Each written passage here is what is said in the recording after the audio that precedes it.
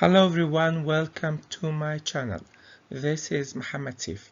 Today we are going to study and read chapter 6 of our novel The Queen of Death. Please subscribe to my channel and click the bell icon to get all my new videos. Let's start our lesson.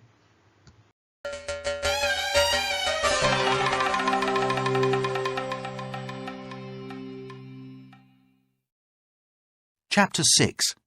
A Call for Help. 40 minutes later, Layla and Ahmed were back in Salahaddin's office near Tahrir Square. Salahaddin had arrived a few minutes before them and was speaking on the telephone. He was arranging for a police plane to take him up to Luxor. He had a large map on the desk in front of him. It was a map of Luxor and the desert around Luxor to the north and to the east. Salahaddin had marked a large X on the map about 30 kilometers northeast of Karnak. "Okay, 1 o'clock at Cairo airport," said Salahaddin on the telephone. "Yes, I'll be there. Tell the pilot to be ready to take off at 1 o'clock. Salahaddin put the telephone down, and Layla placed Pharaoh's book on top of the map in front of him. "We've found the message from Pharaoh," she said. "It's on page 10. Salahaddin opened the book and turned the pages. Pharaoh's message on page 10 had been written quickly. "Help! My name is Pharaoh. I'm a prisoner of a gang of smugglers. They want me to take them to the tomb of Queen Astarte. My wife held in Cairo by man called Greer. Gang afraid of policeman called Salahaddin. Pass this message to policeman Salahaddin. Queen's tomb 30 kilometers northeast of Karnak, between Snake's Head and Sitting Man. Don't open tomb. Great danger." So I was right. The news report in the Sunday Times was a message, and it is the Amsterdam ring. Jan Greer is a well-known criminal. He is wanted by Interpol for smuggling and murder. Salahaddin stood up. He walked over to a wall which was covered with a large map of Cairo. "I'm flying up to Luxor at 1 o'clock, he said. "Layla, you and Ahmed will have to find Pharaoh's wife." "Cairo's a big city," said Layla. "It won't be easy to find her." Salahaddin pointed at the map of Cairo.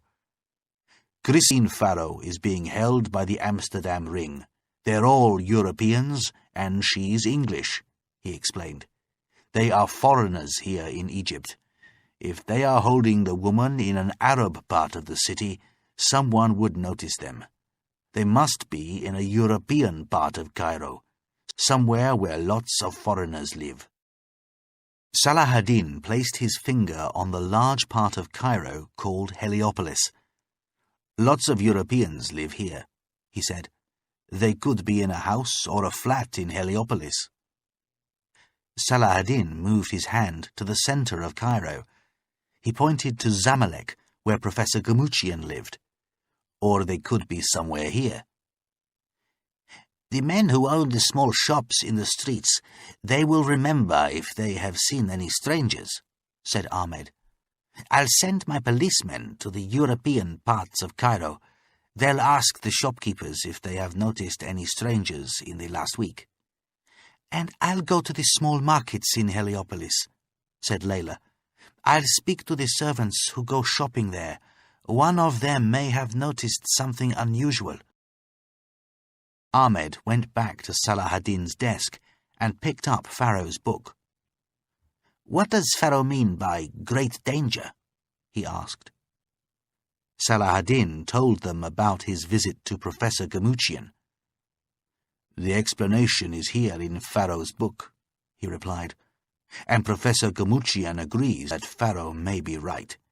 It is possible that Queen Astarte had the germs of a terrible disease put into her tomb. Anyone who goes inside the tomb will die." "So, if the Amsterdam gang take anything out of the tomb, They could spread the disease everywhere, said Layla. That's right, replied Salah ad-Din. It's part of the Queen's curse. The person who enters my tomb will die a terrible death, and many more shall die with him.